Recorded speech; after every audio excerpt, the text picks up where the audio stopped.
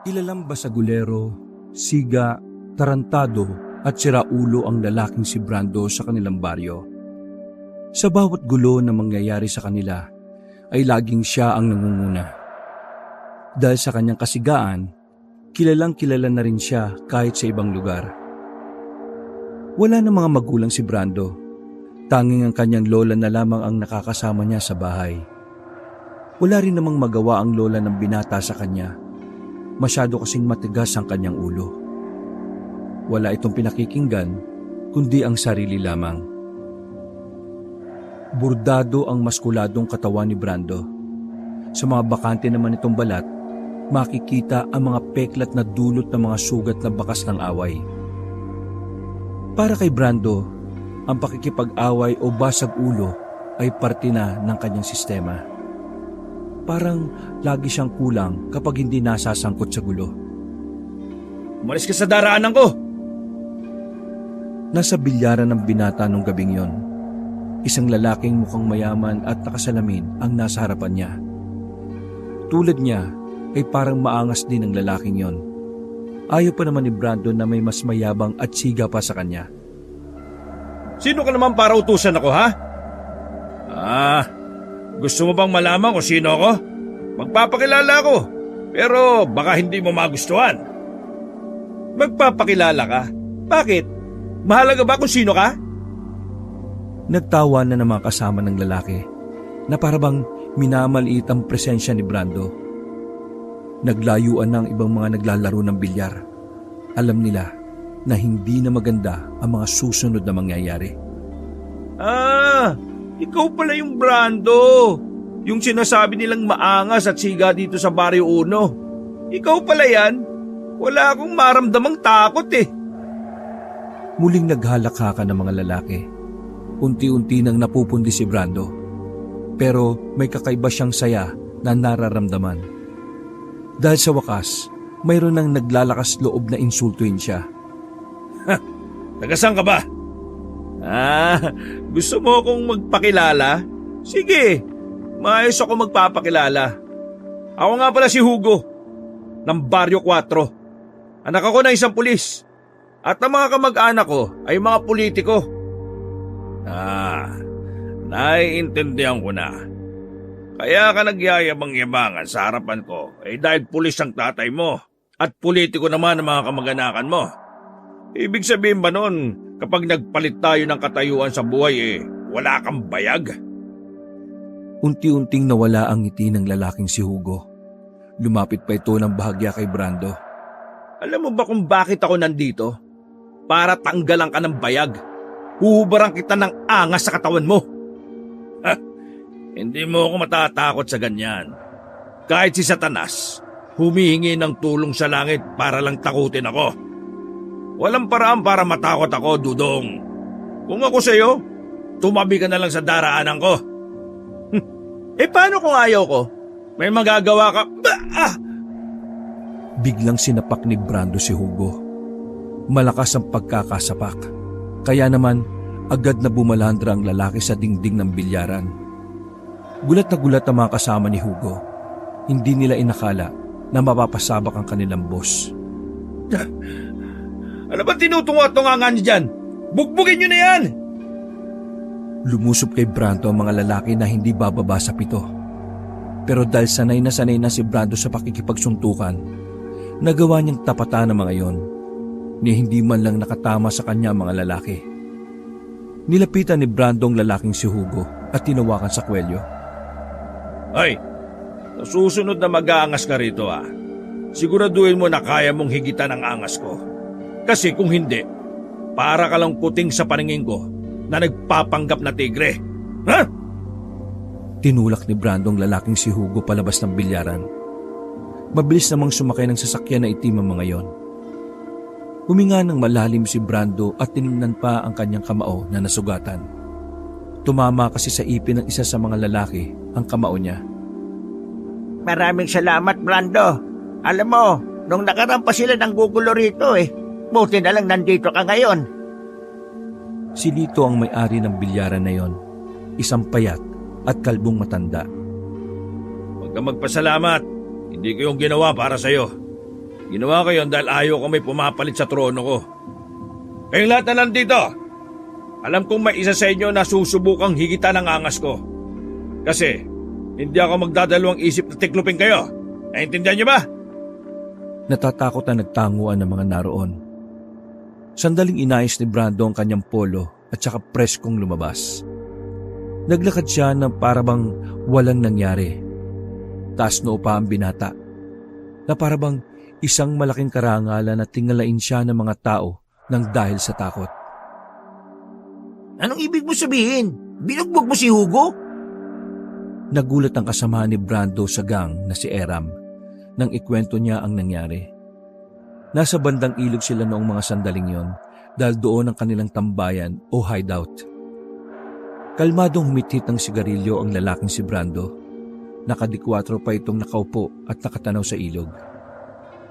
Bakit? Kilala mo ba yon? Si Hugo, anak ni Sir Marwan. Yung maangas din na pulis sa bayan. Tapos, mga kamag-anak nun, malakas ang kapit sa lokal kasi politiko. Pre, walang sinasanto mga yun. Mayayari tayo sa ginawa mo. Pinatay ni Brando ang sigarilyo at iritadong tumingin sa kaibigan. Bakit? Takot ka ba sa kanila? Hindi sa natatakot. Ang iniisip ko lang, baka dito na matapos ang paghahari-harian natin dito sa Uno. Pre naman kasi, dapat kasi iniisip mo muna yung mga ginagawa mo. Wala akong pakialam kung sino ang nakabangga ko. Ang ayaw ko lang ay ang maangas sa sarili kong balwarte. Ano naman kung matinik ang pamilya niya? Eh di magpatayan. Takot ka? Eh di huwag ka sumali. Dalhin mo ang mga miyembro natin sa malayong lugar. Punta kayo sa Mindanao. Iwan niyo ako rito. Kaya ko naman sila eh. Napapailing na lamang si Eram. Kilala niya kasi si Brando. Kapag sinabi nito, ay gagawin talaga niya. Kahit pa paminsan-minsan, masyadong padalos-dalos ang kilos ng binata. Yan ka na naman sa iniisip mo eh. Si Superman ka ba? Tao ka lang, baka nakakalimutan mo. At ang tao, tinatablan ng bala ha. Hindi ko naman sinasabi na maging duwag tayo. Ang akin lang, hinay-hinay lang pre. Alam mo naman na ilan sa mga miyembro natin buntis sa mga asawa. Paano kung mamatay sila? Di kawawa naman yung mga anak at asawa nila. Pwede naman silang kumalas dito sa gang natin. Kung gusto na nilang magpamilya, huwag na silang sumali. Sus! Hindi mo sila maiintindihan dahil hindi mo naman nararanasan ang nararamdaman ng may pamilya. Wala nga lang sa'yo lola mo, di ba? Sumama ang tingin ni Brando kay Eram. Tumayo ang binata at nilapitan ng kaibigan. Minamaliit mo ba ako, ha? Hindi. Ayaw mo lang kasing makinig kasi akala mo lahat ng gawin mo tama eh. Wala kang pakialam sa mga taong pamilya na turing sa'yo. Sarili mo lang lagi iniisip mo at yung pride mo. Nakatikim ng malakas na suntok sa mukha si Eram. Mabuti na lamang ay dumating ang iba pang miyembro ng gang na umawat naman sa kanila kaagad. Ilayon niyo muna yung taong yan ha. Baka mapatay ko pa yan Sarili mong kaibigan sinasaktan mo na? Wala ka talagang puso. Nasa aktong lalapitan ulit ni Brando ang lalaki na makarinig sila ng iyak ng sanggol. Napatigil silang lahat at napalingon sa may ilog. Lumapit doon ang isa sa mga kasamahan nila. Boss, Eram! Boss Brando! May sanggol dito Napilitan silang lumapit noong mga oras na yon. Kinuha nila ang sanggol na nakalutang sa tubig habang nasa loob ng basket. Iyak lang ng iyak yon kahit pa kinarga pa nila. Pinagpasapasahan na nga nila pero hindi pa rin tumatahan. Nang nakay Brando na ipinasa ang sanggol, ay nag-alangan si Eram na ibigay sa kanya. Alam kasi ni Eram na iritado si Brando sa iyak ng bata, lalo na kung sanggol pa lamang. Bitbitin mo lang. Dali-daling inabot ni Eram ang sanggol kay Brando. Wala namang nagawa ang lalaki kundi tanggapin ito. Ano? Tatapon ko to? Di tapon mo. Pagtingin ni Brando sa bata, nakatingin din yun sa kanya. Bigla itong nanahimik. Nagtaka ang lahat dahil kay Brando lang tumahan ng bata. Kanino kayang anak yan Mukhang kay Boss Brando lang siya tumahimik Oo nga no. Tingnan nyo, gumingiti siya kay Boss Brando.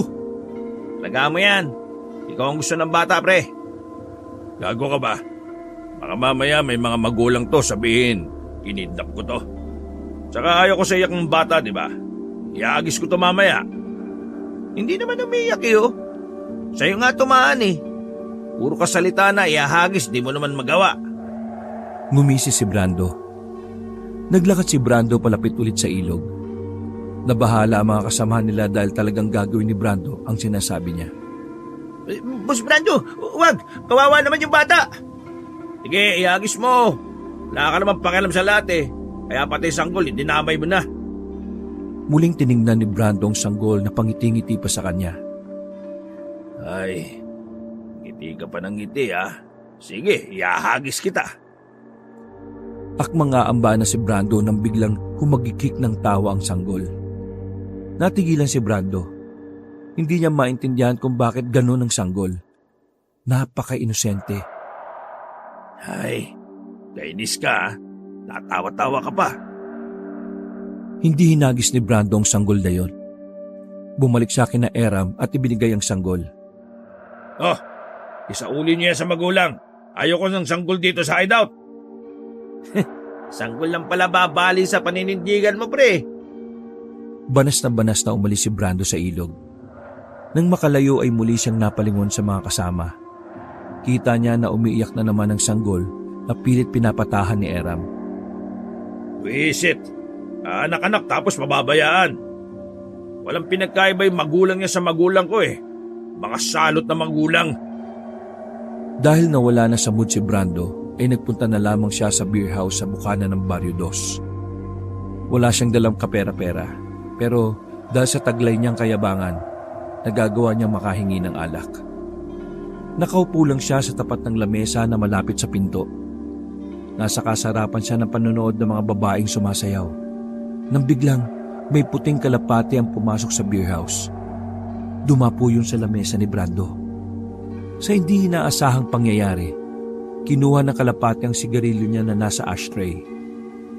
Lumipad ng kalapati palabas. Hinabol pa yun ni Brando pero nakalipad na ng mataas. Monyemas, kapag nahuli kita, gagawin kitang predo! Paglingon niya sa gilid, may matandang lalaki roon na nakatayo. Nakasuot ng parang pampulubi ang matanda, pero malinis ang muka. Nakangiti pa yun kay Brando. Ah, bakit ka ngumingiti? Inagago mo ba ako? Iho, magbabago ang buhay mo. Ikaw, wala nang babaguhin sa buhay mo. Kasi kapag ako napikon, mawawala buhay mo. Nakikita ko, iho, magbabago ang buhay mo. Ang batang yon, kailangan nyo siyang patayin. Eh di ba tigilan mo nga ako, tanda? Salamat ka, may lola ako. Kung wala, baka wala ka na rin. Kailangan niyang mawala sa mundong ito dahil isa siyang Buwisit, daldal mo! Sasampalin na sana ni Brando matanda nung tumalikod na ito at naglakad paalis. Naiwan siyang natameme. Naiinis pa rin siya sa kalapati na tumangay ng kanyang sigarilyo. Inang kalapati yun ah. Adik din yata sa sigarilyo ang loko. Puti yun eh. Tatandaan ko yung hayop na yun. Para siyang bata sa tapat ng beer house habang nagmamaktol. Bumalik na lamang ang binata sa loob. Uminom siya ng alak hanggang sa siya ay magsawa. Hindi na niya inintindi ang sinabi ng matanda. Mga bandang 10:00 na ng gabi nang makaisip siyang umalis. Walang nagtangkang singilin siya dahil sa takot. Pag-uwi niya sa hideout nila, malayo pa lamang siya ay dinig na niya ang iyak ng sanggol. Nagmamadaling lumapit si Brando sa mga tolda na siyang tinutulugan ng mga kasama niya. Pagdating niya roon, ay naabutan niyang nakahiga na si Eram, habang ang sanggol sa gilid ay nasa maliit na lamesa at iyak ng iyak. Mga siraulo, bakit ba hindi niyo pa inalis ang batang yan rito? Iyak ng iyak ah! Nakakairita! Itapon niyo yan! Nanatiling nakahiga lang ang mga lalaki, para bang hindi siya naririnig ng mga yon. Wala ba kayo narinig? Gusto niyo bang pagtatatadyakan ko pa kayo ha? Sa pilitang pinatihaya ni Brando ang isa sa kasama nila. Napatigil ang lalaki nang makitang namumutla yun. At ang napansin pa ni Brando, hindi normal ang init ng katawan. Sa isang gilid, pinilit bumangon ni Eram. Namumungay ang mga mata nito. Nangihina at nakayuko lang. Lahat kami rito nilalagnat. Hindi ko alam kung bakit eh. Anong pinagsasabi mo? Inisa-isang hawakan ni Brando ang mga kasamahan nila. Totoo nga ang sinasabi ni Eram. Kaya naman, napamura na lamang si Brando at tinampas ang maliit na lamesa. Kunyemas na buhay naman to. Oh. Ngayon pa talaga kayo nagkasakit lahat? Ayos naman kayo kanina nung umalis ako ah. Tapos ano to, Eram? Bakit nandito pa rin tong sanggol na to ha?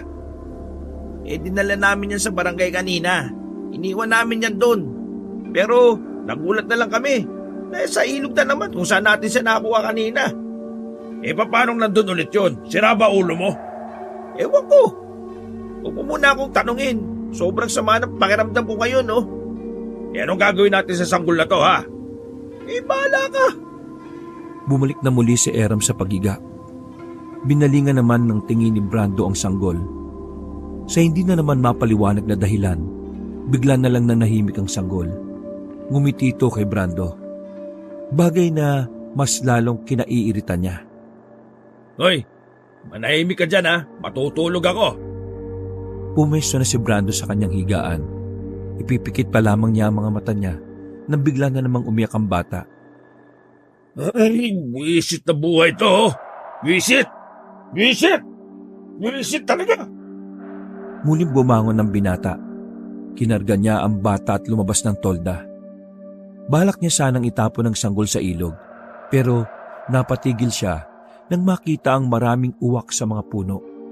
Tila ba nakatingin yun sa kanya?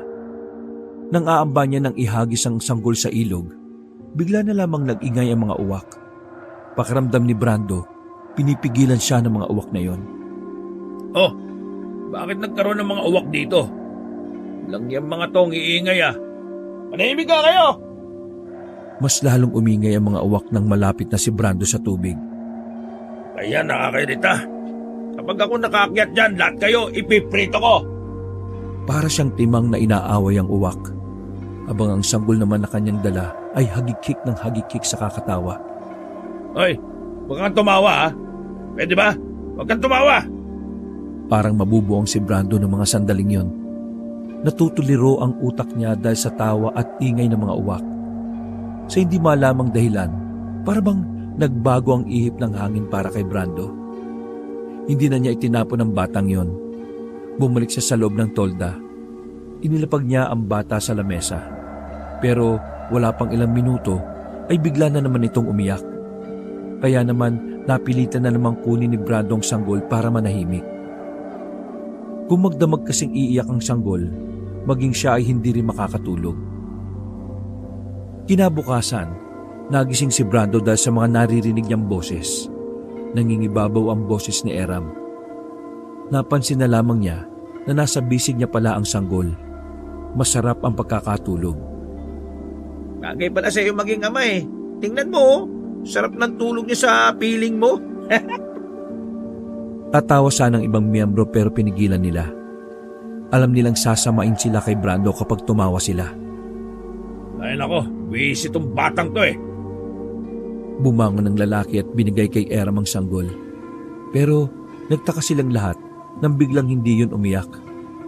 Pagdampi ni Eram sa sanggol ay sobrang init ng katawan. Nangingitim na rin ang labi nito. Brando, sobrang taas ng lagnat ng sanggol oh. Sa kanya yata napunta yung mga lagnat namin eh. Eh ano naman? Binalik ni Eram ang sanggol sa barumbadong lalaki na si Brando. Ano bang ginagawa mo? Sira ulo ka. Papandarin ko yung tricycle. Dadali natin siya sa bayan sa ospital. Eh bakit ka ba magsasayang ng oras sa sanggol na to? Hindi naman natin to kaano-ano ah. Eh pinapagawa sa atin si konsehal. May trabaho tayo ngayon. Uunahin mo tong... Eh tarantado akong tao, Brando. Pero hindi ako katulad mo na walang puso. Hindi ko kaya makita na may batang mamamatay dahil wala akong ginawa. Eh yan ang problema sa'yo. Masyado kang malambot. Ikaw naman, masyado kang matigas. Hindi ba napapansin? Tumatanda na tayo. Karamihan sa atin, unti-unti nang nagbabago ang buhay. Tumitino na ang iba. Nakakaroon na sila ng dahilan para magbago. Tapos ikaw ganyan pa rin? Puro ka na lang angas? Magbabago na kayo. Magiging duwag at bato ka na kayo. Magiging malambot na kayo. Tanggal angas, ha?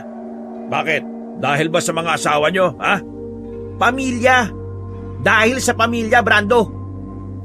Nanahimik bigla si Brando. Dahil sa pamilya kaya magbabago kami.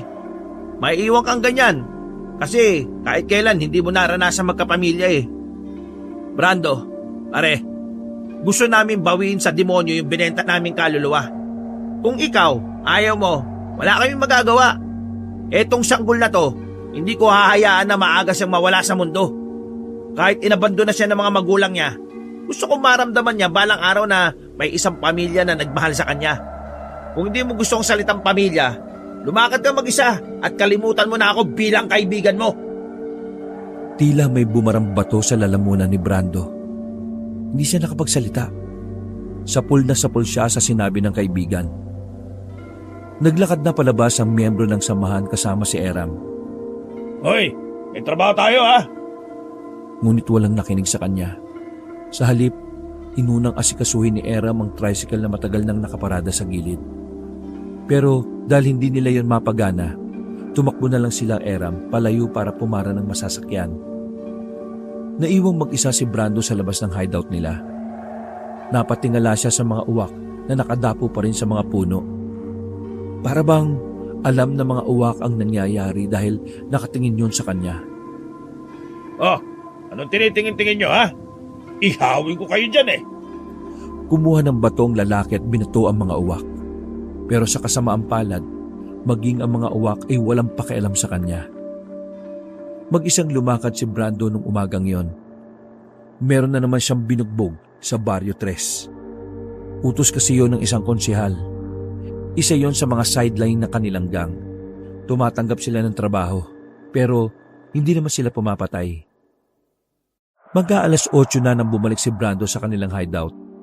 Naabutan niya ang isa sa mga miyembro ng gang na si Ambet. Nagkakalkal ito ng mga gamit nila. Anong ginagawa mo? Tinutukan ni Brando ng itak si Ambet sa pag-aakalang nagdanakaw ito sa mga gamit nila. Pero hindi siya pinansin ng lalaki. Patuloy lang yon sa pagkalkal sa mga kahon. Tinatanong kita, anong ginagawa? Pwede ba? Huwag ka magulo.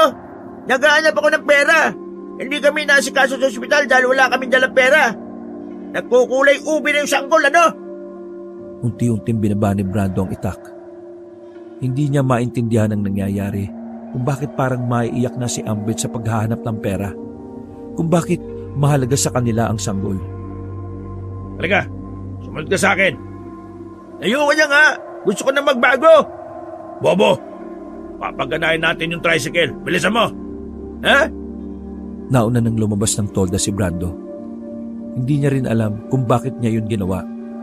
Ang alam niya lang, gusto niyang maintindihan ang pakiramdam nina Eram at Ambet. Pinagtulungan nilang paganahin ng tricycle. Nang palitan nila yon ng baterya ay gumana na rin ang makina.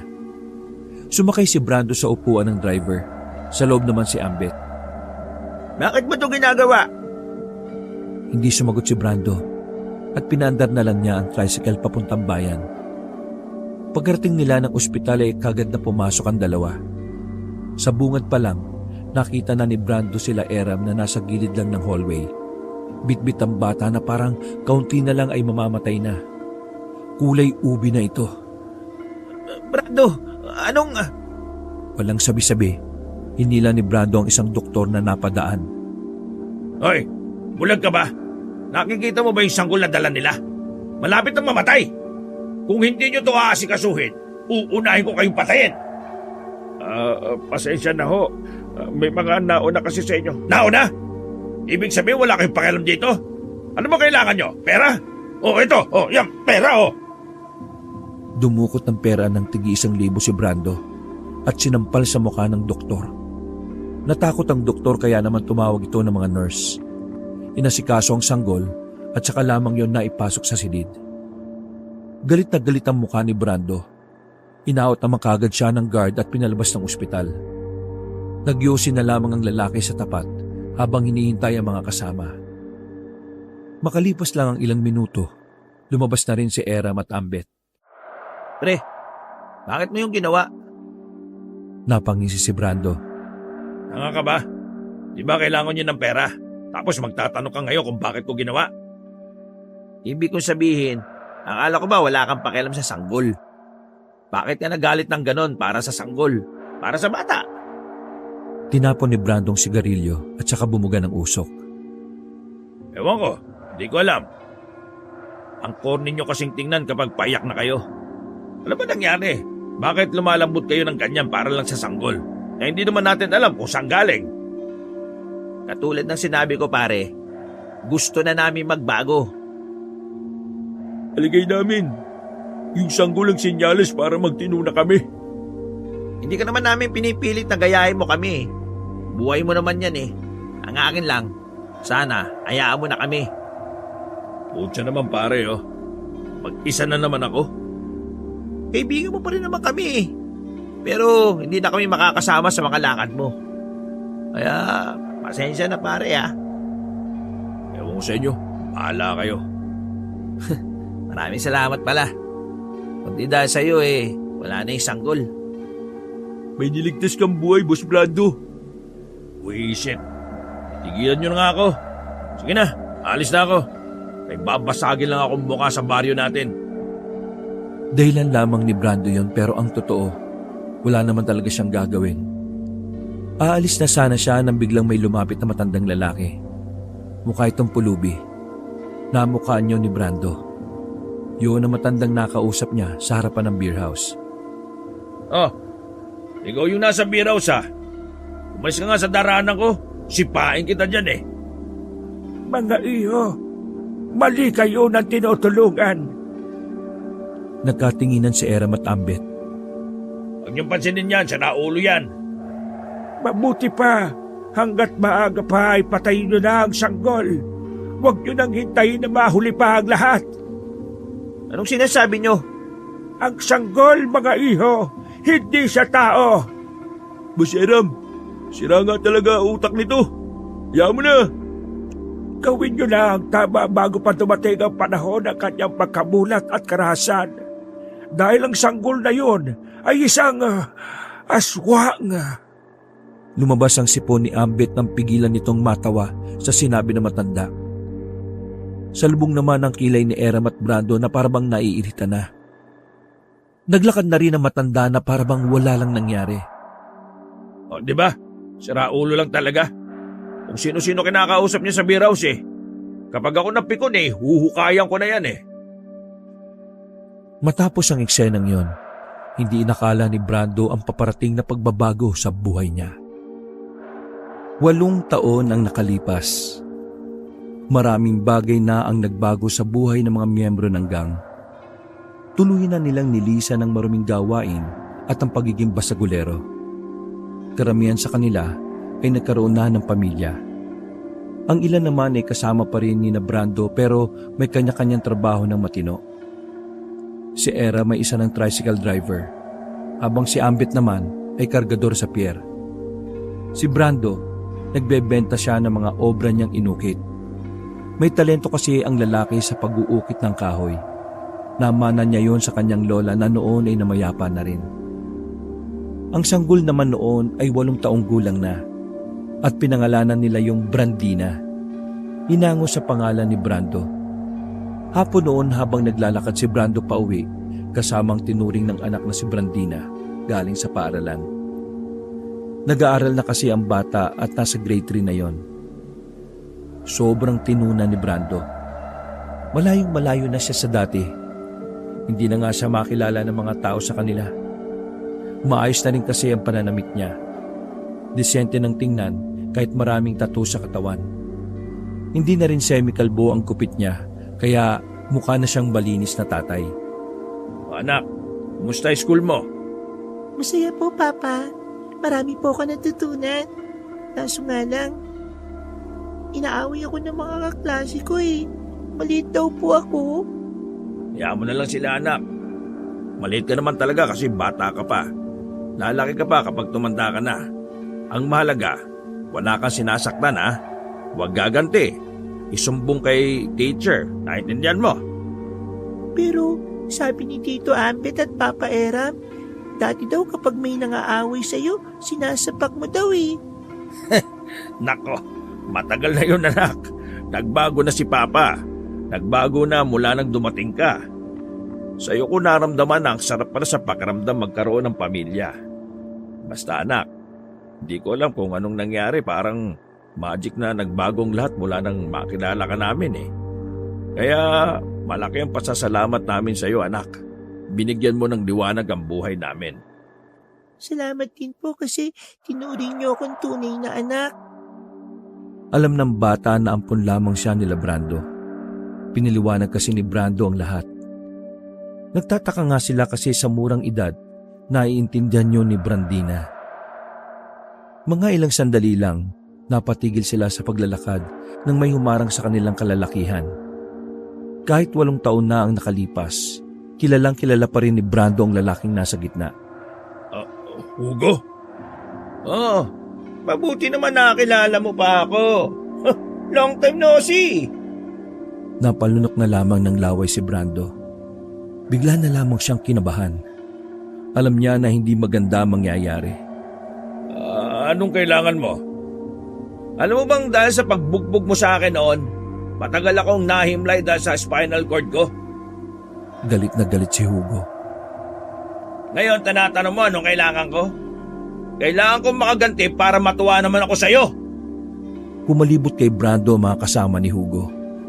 Kamalas-malasan pa, walang ibang dumadaan sa kalsada noong oras na yon. Papa, sino po sila? Bakit po ang papangit nila? Anak, mga germs yan na nagkatawang tao lang. Nag-anak ka na pala. Ang dating Brando, naging Bronda. Di maganda. Mas masaya kapag nakita ng anak mo kung paano kita bugbugin. Sumenyas na si Hugo sa mga kasama niya. Kung tutusin, kayang-kaya ni Brando palagan kahit gaano pa yung karami. Pero dahil ayaw na niyang bumalik sa dati, hinayaan na lamang niya ang nangyari. Nabugbog siya ng grupo ni Hugo. Tinakpan na lamang ni Brando ang mga mata ng bata habang sinasalo niya ang bawat tadyak at sipa ng mga lalaki. Walang kwenta. Ikaw pala ngayon ang wala ng bayag eh. Tara na! Umalis kagad ang mga yon nang magsawa na sila kay Brando. Nanatili lang na nakaluhod si Brando habang yakap ang anak. Tara na anak. Umuwi na tayo. Duguan ang ilong at labi ni Brando. Masakit ang kanyang buong katawan dahil sa lamog. Halos pikit na rin ang isa niyang mata at merong pasa. Masama sila, Papa.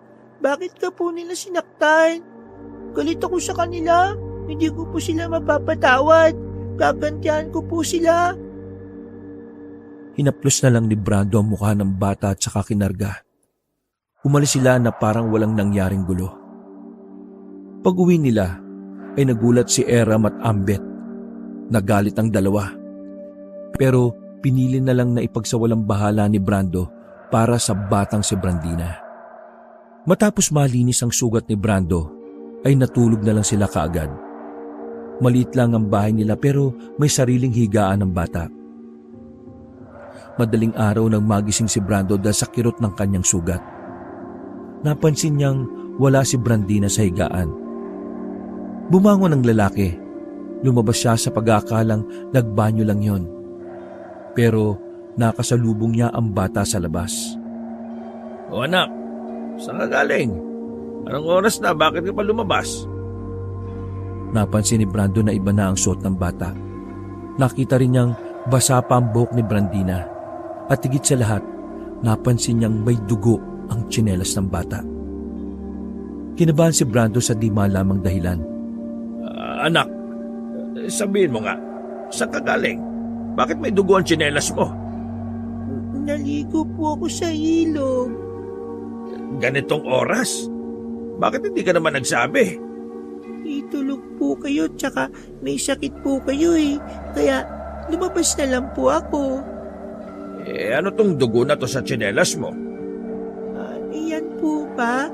Natuluan po ng dugo nyo nung inaway po kayo ng mga pangit na lalaki. Huminga ng malalim si Brando at niyakap si Brandina. Nako, huwag mo nang uulitin na lumabas ng ganitong oras, anak. Bata ka pa, delikado. Sige ka, baka makuha ka ng aswang. Ngumiti lang ang bata at yumakap kay Brando. Kinaumagahan, walang pasok si Ambet at Eram. Nagpahinga rin si Brando sa pag-uukit. Nagyaya kasi si Ambet na pumunta sa dati nilang hideout. Maliligo rin sila sa ilog dahil mainit ang panahon kahit maaga pa lang. Pero pagkarating nila roon ay maraming tao. Nagkakagulo. May mga bulong-bulungan na hindi nila maintindihan. Kaya naman, naintriga sila. Lumapit sila Brando. Pagsilip nila, ay napatakip na lamang si Brando sa mga mata ng batang si Brandina. May mga katawan na nakahandusay sa batuhan. Lahat yun ay wala ng buhay. Pare-parehong lasog-lasog ang katawan.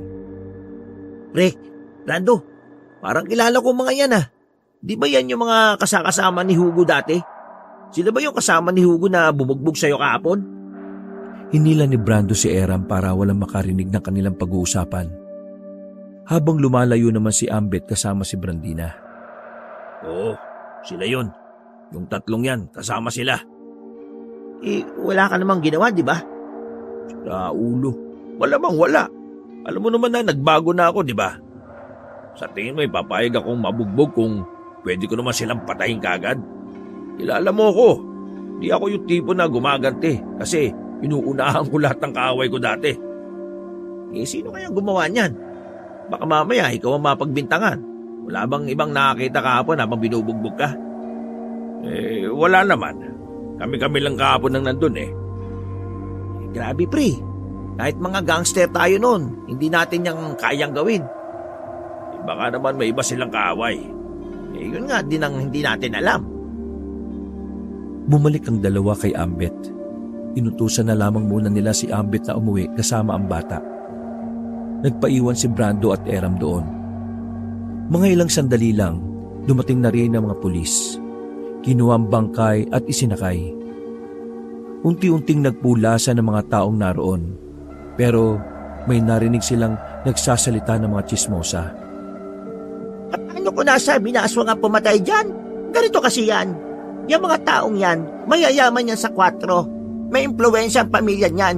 Kilala niyo si Hugo? Yung maangas sa 4. Katropa niya yan. Malabong pinatay sila ng tao kasi takot sa kanila ang mga makakaaway nila. May impluwensyang pamilya yan eh. Kaya aswang lang ang may tapang para gumawa niyan. Punit-punit ang damit oh. Labas ang laman loob. Maraming kalmot at parang kagat sa katawan. Tao ba ang gagawa nun? Ha? Tao ba? Nagkatinginan si Brando at Eram. Ngayon lang kasi sila nakarinig ng tungkol sa aswang. Sa tagal na nila sa lugar na yon, wala naman silang nabalitang may aswang sa kanilang baryo. Kahit sa ibang baryo ay wala rin naman. Aswang? Naniniwala ka ba ron, pre?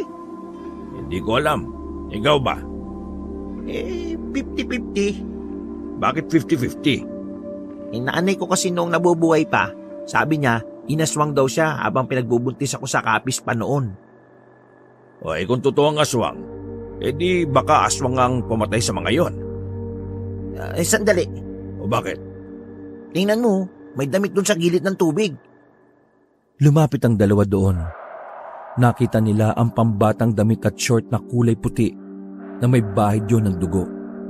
Pre, may biktima rin yatang bata, gagi. Tiningnan ni Brando ng maigi ang damit at short. May nakita siyang palatandaan sa manggas. Hindi siya maaaring magkamali. Damit yun ni Brandina. Naalala niya bigla na galing nga pala ang bata sa ilog ng madaling araw. Bigla siyang kinabahan. Pero hindi na lamang niya sinabi kay Eram ang kanyang naisip. Uy, pre, ayos ka lang ba? Bigla ka yatang namutla ah. Ha? Oo. Ayos lang naman ako. Baka kailangan ko lang magpahinga dahil sa sakit ng katawan. Tara na, saka na lang tayo maligo rito. Bumalik ang dalawa sa kanilang bahay. Nagluto na lang sila ng para sa kanilang tanghalian. Habang nagluluto, ay tinitingnan ni Brando ang batang si Brandina habang naglalaro yun sa bakuran. Napapaisip siya. Isa rin kasi sa tumatakbo sa isip niya ang pagiging allergic ni Brandina sa bawang. Hindi, malabo eh. Tsaka, hindi pa naman sigurado kung totoo ang aswang. Ano yun, pre? May sinasabi ka ba? Ha? Wala. Wala ako sinasabi. Mabilis na lumipas sa mga oras. Sumapit na naman ang gabi. Kapansin-pansin ang pagiging tahimik ng batang si Brandina. Habang nagliligpit si Brando ng mga kahoy sa pinag-ukitan, tinawag niya ang bata. Brandina, anak. Halika nga saglit. Bakit po, Papa? May ginawa ka ba masama, anak? Wala po, Papa. Masama mo nagsisinungaling. Biglang nanahimik ang bata. Kilala niya kung nagsasabi ng totoo ang batang si Brandina. Dahil doon, kinabahan lalo si Brando. Pero mas pinili na lamang niyang kumalma. Tanda mo yung lagi kong sinasabi. Kapag inaway ka ng mga kaklase, magsumbo ka kay teacher. Huwag kang mananakit. Huwag gaganti. Opo, Papa. O sige na. Ligpitin mo na yung mga laruan mo at matutulog na tayo mamaya. Pag-alis ni Brandina ay huminga ng malalim si Brando. Ganoon niya kabilis na pagtagpi-tagpi ang lahat. Pero umaasa pa rin siya na sana ay mali ang kanyang hinala. Makalipas ang 5 araw, medyo magaling-galing na ang mga sugat ni Brando. Wala na rin ang sakit ng kanyang katawan. Kasama na naman niya si Brandina habang sila ay naglalakad pa uwi. Marami naman silang nakakasabay. Meron din namang mga pulis na nasa kalsada para mag-checkpoint. Bigla namang sumigaw si Hugo kasama ang mga tropa nito. Pero sa pagkakataon na yon ay nabawasan na sila. Kalmadong tumingin sa kanila si Hugo. Hindi makagawa ng eksena si Hugo dahil maraming tao at may mga pulis. Huwag dito, Hugo. Ibang pulis yan. Hindi yan kakilala ng papa mo. Ikaw ba pumatay sa mga kasama ko, ha? Matagal ko nang iniwan na magulong buhay mula nang magkaanak ako. Kaya huwag mo akong pagbibintangan. Hindi ako maniniwala sa'yo. Walang demonyo bumabait eh. Pero may demonyong may kakayahang magpanggap na mabait. Bahala ka sa gusto mong isipin. Basta ako, wala akong ginawa. Maasensyaan na lang tayo, Brando. Walang sisiyan kapag ako nagumanti. Gumanti ka hanggat gusto mo. Huwag mo lang madadampian ang anak ko kasi handa akong bumaba ulit sa impyerno para lang putulin ang sungay mo. Aasahan ko yan, Brando. Aasahan ko yan. Mahigpit ang pagkakahawak ni Brando sa kamay ni Brandina. Sobrang sama naman ang tingin ng bata kay Hugo at sa mga kasama nito. Aminado si Brando na nakakaramdam na rin talaga siya ng takot sa mga ganong eksena. Lalo na kung alam niyang maaring madamay ang kanyang minamahal na anak. Nang makauwi sa kanila ay pinapasok na muna ni Brando ang batang si Brandina sa loob. Nilapitan niya si Eram na abala sa pagluluto sa kanilang bakuran. Oh, bakit ganyan ang mukha mo, pre? May problema ba? Huminga ng malalim si Brando at tumiling. Nagtagpo kasi landas namin ni Hugo kanina eh. Kaya nang inaasahan natin. Pinagbibintangan niya ako na ako ang pumatay sa mga kasama niya. Ano? Sinaktan ka ba niya? Si Brandina, sinaktan ba nila? Kalma. Wala silang ginawa. Pero pinagbantaan niya ako eh. Kaya nasisiguro ko na may mga masasamang mangyayari na naman. Ano kaya kung doon muna si Brandina sa ate mo? Hindi kasi pwedeng kasama natin ang bata sa ganitong may banta sa buhay natin eh. Sa bagay, tama ka. Nasabihan ko na lang si ate na ihatid sundo si Brandina sa school. Oo, ganun na nga pre. Magbigay na lang tayo ng bayad para sa abala. Sabihin na lang din natin kay Brandina na may asikasuhin lang tayo. O sige pre, bukas. Pupuntahan ko yung ate ko. Pre, tingin mo, aswang ba talaga yung pumatay sa mga yon? Napatigil si Eram sa paghahalo. Sandali, interesado ka ba sa mga aswang? Ay, paano kasi? Kanina sa school nila Brandina, usap-usapan yun eh. Halos lahat ng tao doon naniniwala na may aswang nga rito sa ulo. Pagpalagay na natin na aswang ang gumawa nun. Ano naman ang pwede natin gawin? Mismong pamunuan nga natin tikom ang bibig. Nga, walang ginagawa. Ay, mahirap ang ganito eh. Di bale, tapusin mo na yung ginagawa mo. Handa ko lang yung pagkainan. Pagkaluto ng pagkain ay sabay-sabay na silang nagapunan. Pero wala pang 10 minuto nang sila ay maupo. Natanaw ni Brando sa labas ang lalaking si Hugo. May mga kasama ito at lahat ng yon ay may mga dalang baril. Yumuko kayo! Dinakma ni Brando ang bata at sabay-sabay silang yumuko. Mabuti na lang sementado na ang kanilang pader, kaya naman hindi sila tinatamaan ng mga rat-rat ng baril. Mauna ka na sa impyerno, Brando! Tumawa pa ang lalaking yon. Nagulat naman si Brando nang bumitaw sa kanya ang bata. Umakyat si Brandina sa kabilang bintana para makalabas. Brandina, ano bang ginagawa mo? Pre, bakit mo binitiwan? Diyos ko naman Pre, ang lakas ni Brandina. Nagawa niyang alisin yung kamay ko. Patuloy lang ang mga putukan sa labas. Pansamantala lang yun natigil nang biglang may umatake sa mga yon na aswang. Masuga! Aswang yung batang yan! Nagpaputok ulit ang mga lalaking yon at si Hugo. Pero mabilis ang aswang na sumutsuot pa sa silong ng kanilang bahay. Nang maubusan ng bala ang mga yon, ay nilundagan sila ng aswang at pinagkakakalmot. Kung wala pang darating na pulis, ay hindi titigil ang aswang sa pag-atake sa kanila. Samantala, mabilis namang umalis sila Hugo habang ang iba sa kanila ay duguan. Tama ba narinig ko, aswang? Inatake sila ng aswang. Nagkataon lang ba to? Timing na timing Tahimik lang si Brando noong mga oras na yon. Nang masigurong wala na sila Hugo, saka na sila naglakas ng loob na sumilip sa labas. Nakita nila roon ng mga pulis. Ang ibang pulis ay hinabol naman sila Hugo. Diyan ba sa inyo? Wala naman po, sir. Pero yung anak po namin na batang babae lumabas Baka tinangay nila. Wag ho kayo mag-alala. Aamulin namin sila at ibabalik namin sa inyo yung anak nyo kung sakaling natangay nga nila. Maraming salamat po sa inyo. Sandali silang kinuhanan ng salaysay. Nasabi na rin nila kung sino ang mga taong namaril sa kanilang bahay. Pagdalis sa mga pulis, saka naman naglabasan ng ibang mga residente.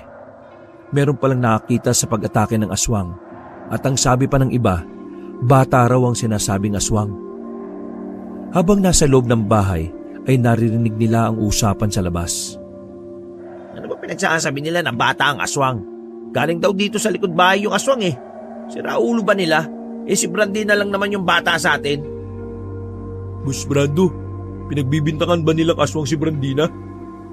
Sa tanong na yon ay napatingin si Brando at Eram kay Ambet. Dumaloy na naman ang kaba at pangamba kay Brando. Pero sa palagay niya ay dapat nang malaman ng dalawa kung ano ang tumatakbo sa isipan niya. Mga pre, Eram, Ambet, may sasabihin ako sa inyo Oh, ano naman yung pre? Humugot ng malalim na paghinga si Brando. Mahirap para sa kanya ang desisyon na yon pero kailangan niyang subukan. Sa tingin ko mga pre, si Brandina ang aswang. Natawa ng sarkastiko si Eram. Pre naman, porque hindi na tayo gangster Magagawa mo ng magbiro ng ganyan? Hindi ako nagbibiro, Eram. Yun ang hinala ko. Pre, anak natin si Brandina. Paano mo nagawang paghinalaan yung bata? Naniniwala ka ba sa mga chismosa sa labas? Pagbabarili ko pa yung makayan Pre, yung sinabi ng matanda. Sino? Yung praning na matanda sa ospital? Yung damit na pambata sa ilog na may dugo. Kay Brandina yon. Ako ang bumili nun sa kanya, kaya alam na alam ko yon. Baka naman kapareho lang. Hindi, kanya talaga yon. Madaling araw nagising ako Wala si Brandina sa higaan. Nakasalubong ko siya sa labas. Iba na damit. Basa ang buhok. Ang tsinelas may dugo. At ang sabi niya, naligo siya sa ilog. Sa ilog kung saan natagpo ang patay ang mga tropa ni Hugo. Bago mangyari yon, di ba binugbog nila ako? Nagsabi si Brandina na gagantihan niya yung mga yon. At nangyari nga. Nanahimik si Eram sa mga sandaling yon at napapaisip. Bata pa lang si Brandina. Hindi na siya pwede sa bawang kasi namumula buo niyang katawan. Tapos kanina, pre, ang lakas niya. Natanggal niya ang braso ko sa katawan niya, ang higpit ng yakap ko sa kanya. Tapos, dumaan siya sa bintana na parang pusa lang. At yung sinasabi ng mga nakakita, bata raw ang aswang. Matagal ko na rin napapansin ng mga kakaiba sa batang yun eh. Oh, pati ikaw, pre. Ram, hindi mo ba napapansin? Sobrang lakas ng pangamoy ni Brandina. Isa yun sa katangian ng mga aswang eh. Nakita ko rin siya na nakikipaglaro ng piko. Hindi normal yung layo ng talon niya eh. Kahit tayo, hindi natin kakayaning tumalon ng 5 metro. Tapos, nakita kong binuhat ni Brandina yung mga toolbox ko nung nakaraan. Alam niyo kung gaano yung kabigat, di ba? Makinig ka, Ram. Hindi normal ang anak natin. Isa siyang, Ano ngayon kung aswang? Ano, papatay natin siya? tarantado ka ba? Wala kami sinasabing ganon. Ang sa akin lang, kapag nalaman ng iba na aswang si Brandina, tutugisin siya ng mga tao. Malalagay sa alanganin ng buhay niya. At baka patayin siya ng mga tao. Tandaan mo, pare, malakas ang impluwensya ni Hugo at nakita nila mismo na si Brandina sa labas kanina. Kaya kaya nilang baliktarin na kaya nila tayo binaril dahil aswang si Brandina. Naintindihan mo ba ako? Anong gagawin nga natin ngayon, pre? Hindi pwedeng mahanap ng mga pulis si Brandina. Tsak baka atakayin ni Brandina ang mga pulis. Kailangan natin mauna sa kanila. Kailangan nating hanapin si Brandina at ilayo sa lugar na ito. Punta tayo sa ilog. Malakas ang kutob ko na naroon lang siya. Nagpalit ng damit ang tatlo ng kulay itim para yun walang makapansin sa kanilang mga tao na lumabas sila ng bahay. Patago silang nakaalis. Kinakabahan silang pumunta ng ilog. Pagdating nila roon ay tahimik ang lugar. Agos lang ng tubig sa ilog ang tanging maririnig. Brandina, andiyan ka ba? Kami ito, mga tatay mo. Brandina, anak! Halika! Wala kaming gagawin sa'yo. Tanggap namin kung sino ka. Magpakita ka lang. Wala pang 5 minuto nakarinig sila ng mga yabag ng paa. Mula sa likuran ng bato ay lumabas doon ang batang si Brandina. Anak, halika, dali. Naaninagan nila si Brandina na nakaanyong aswang. Parang matanda ang mukha ng bata. Mahahaba ang kuko at pabalahibo rin ang braso. Papa Brando, Papa Eram, Tito Ambit, ako po ang aswang. Pinatay ko po sila kasi sinaktan nila si Papa Brando eh. Aswang po ako. Masama po ako.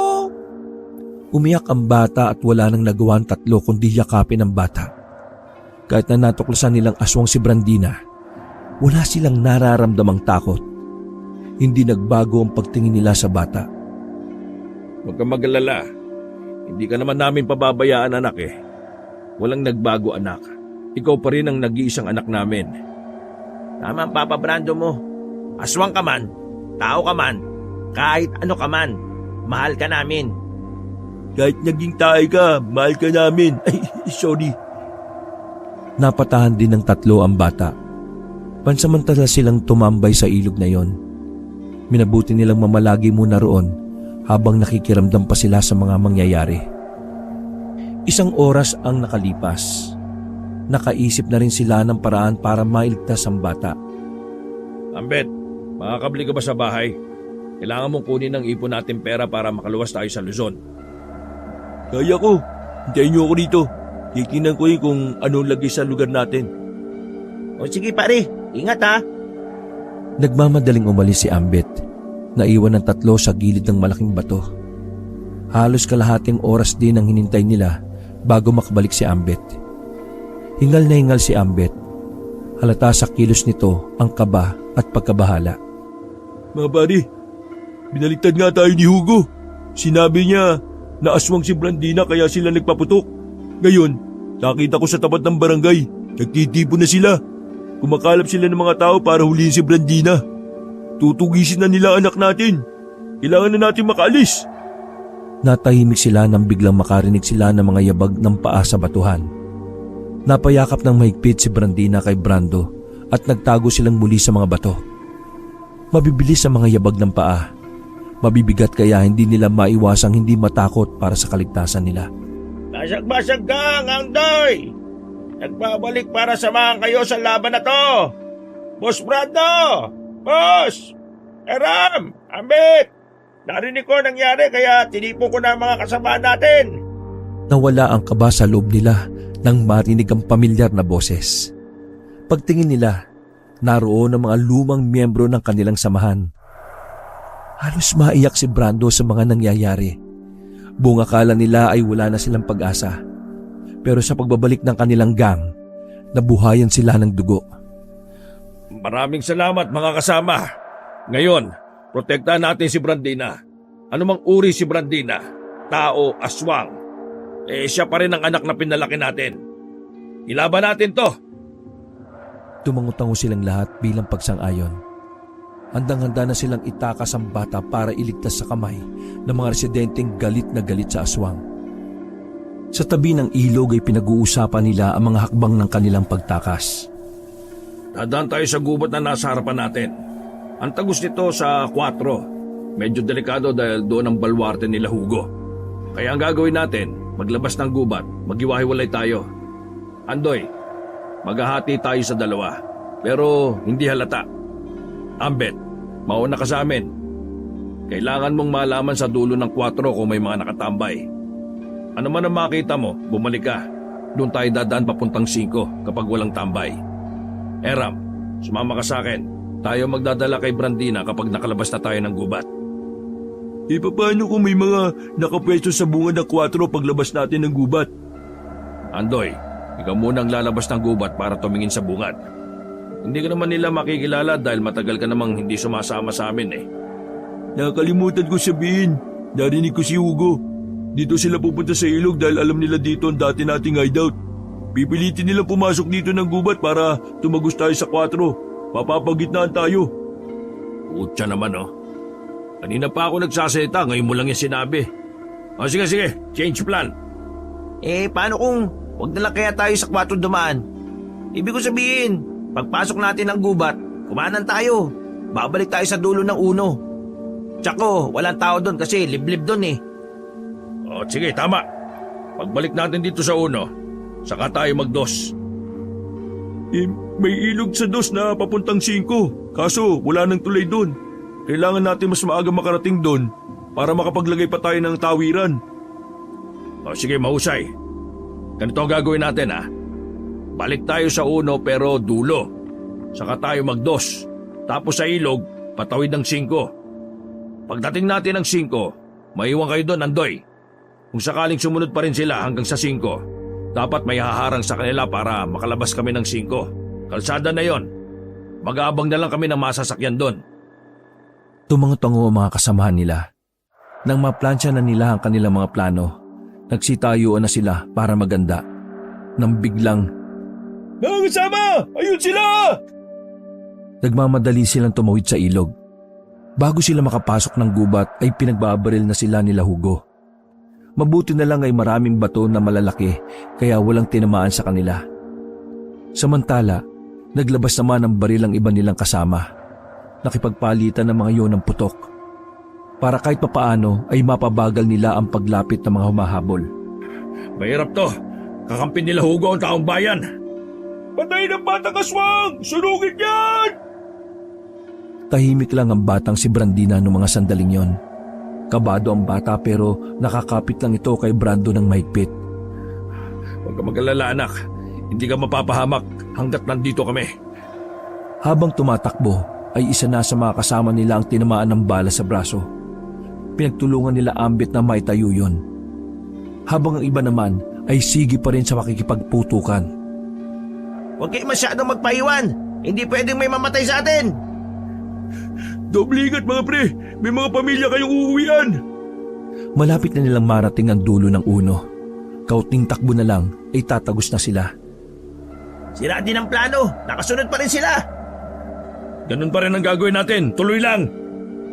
Nang matanaw na nila ang kalsado ng dulo ng Baryo 1, ay mabilis silang pumunta doon. Pumasok agad sila ng 2. Sandali silang nagtago sa ilalim ng mga kabahayan. Pigil na pigil ang bawat nilang hininga. Nang malagpasan na sila ng mga tao, saka sila lumabas. Papasok na sila ng gubat sa Baryo 2. Nang biglang may makakita na naman sa kanila. Nabulabog ang Baryo 2 dahil sa mga putok ng baril. Natamaan na si Eram sa paa sa mga sandaling yon. Pero walang pakialam ang lalaki. Hindi siya nagpakita ng kahinaan kahit iika-ika na. Walang hinto! Protektahan natin si Blandina hanggang kamatayan! Papa Brando, mag-aaswang na po ako. Harapin ko po sila lahat para makatakas kayo. Hindi anak, ikaw ang dapat namin protektahan. Huwag mo kaming intindihin. Boss Brando, malapit na mawalan ng bala itong mga kasama natin. Mamaya lang mas pabilis na sila makakasunod sa atin. Bilis, mauna na kayo! Hindi pwede. Sabay-sabay tayong aalis. Ayos lang kami, mauna! Hindi nga pwedeng may maiwan eh. Lahat sasama. Sumunod ka. Ako ang pinuno kaya sundin mo ako. Ay nako, o sige na. Mga kasama, walang hinto ha, tuloy lang! Mas lalong dumadami ang putok na pinakakawalan ng kampo ni Hugo. May ilang residente na rin kasi ang may mga sariling dalang baril. Brando, ayun ang ilog. Kaso, walang tawiran. Malas, malakas pa ang agos. Mga kasama, arangin natin sila. Nandito na ang ilog. Doon sa kabila, Eram. May mga trosong nakabara. Tara!